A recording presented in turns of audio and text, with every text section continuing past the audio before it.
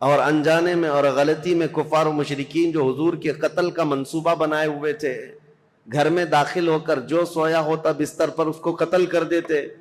حضرت علی کرم اللہ وجہ الکریم کو حضور صلی اللہ علیہ وسلم نے اپنے بستر پر سلایا تھا اور کہا تھا میں جا رہا ہوں مدینے، اور صبح ہونے کے بعد میرے پاس جو کفار و مشرکین کی امانتیں ہیں وہ دے کر تم بھی مدینے آ جانا۔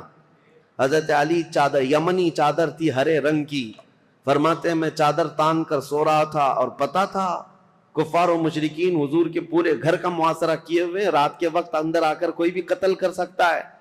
نبی پاک صلی اللہ تعالی علیہ وسلم تو گھر سے نکل کر چلے گئے، حضرت علی آرام سے سوتے رہے۔ فرماتے ہیں ان سے پوچھا تھا کسی نے ہجرت کی رات آپ کس خوف سے سو رہے تھے بستر پر؟ وہ قتل کا بستر تھا۔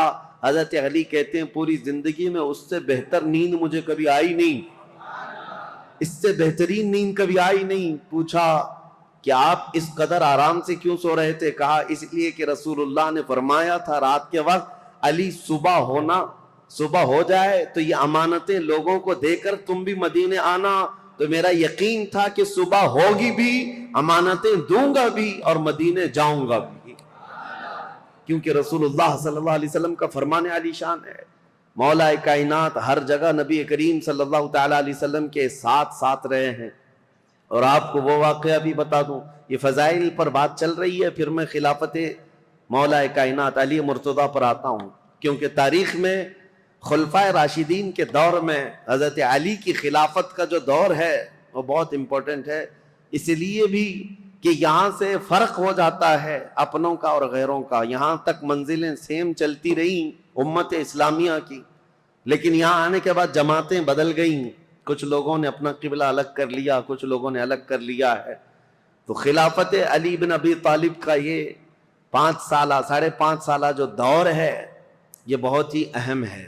میں تاریخ پر آتا ہوں اس سے پہلے، کون ہے یہ شیر خدا، کون ہے یہ علی مرتضیٰ؟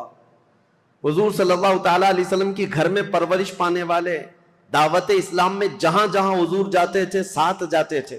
جب کبھی حضور لوگوں کو تبلیغ فرماتے آپ حضرت علی حضور کے ساتھ رہا کرتے تھے۔ عمر اگرچہ چھوٹی تھی لیکن ساتھ رہے۔ اور جب ہجرت فرمائی میرے آقا صلی اللہ تعالیٰ علیہ وسلم نے، حضور کی ہجرت کے چند ہی دن بعد حضرت علی بھی مکہ سے ہجرت کر کے مدینہ تشریف لے آئے۔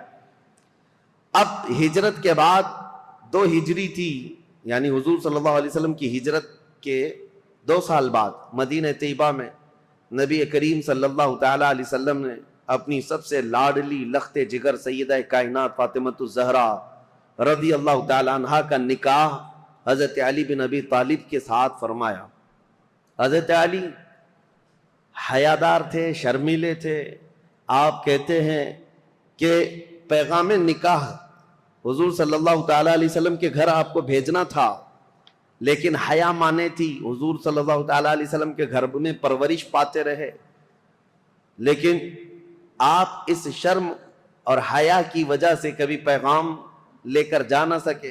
خود نبی پاک صلی اللہ تعالیٰ علیہ وسلم نے حضرت علی کرم اللہ وجہ الکریم کو طلب فرمایا اور پھر اپنی بیٹی کے نکاح کا معاملہ سامنے رکھا۔ حضرت علی خوش ہو گئے، اور پھر اس کے بعد حضور صلی اللہ تعالیٰ علیہ وسلم نے فرمایا مہر میں کیا دے سکتے ہو؟ پھر ان کے لیے مہر کے انتظام کا حکم دیا۔ حضرت علی خود گئے، وہ ایک باغیچے میں مزدوری کرتے تھے، کما کر کے جو انہوں نے جمع کیا تھا اور ان کے پاس جو لوہے کی زیرہ تھی وہ بیچ کر یا گروی رکھ کر مال جمع کیا، 400 مسقال چاندی۔ یہ حضرت فاطمۃ الزہرا رضی اللہ تعالیٰ عنہا کے لیے مہر مقرر فرمایا گیا۔ اور جو جہیز کے متعلق بہت سارے لوگ یہ کہتے ہیں حضرت فاطمہ کے جہیز میں حضور صلی اللہ تعالیٰ علیہ وسلم نے مٹی کے برتن دیے تھے، مشکیزہ دیا تھا، چارپائی اور ایک گدا، ایک تکیہ اور کچھ چیزیں استعمال کی دی تھیں۔ اس کو لے کر کے جو جہیز کا معاملہ چلایا جاتا ہے، حضرت فاطمہ کا جہیز یہ تھا۔ اس کی حقیقت بھی میں بتاؤں، حضرت فاطمہ کا جو جہیز تھا وہ پورا حضرت علی کے پیسوں سے خریدا ہوا تھا۔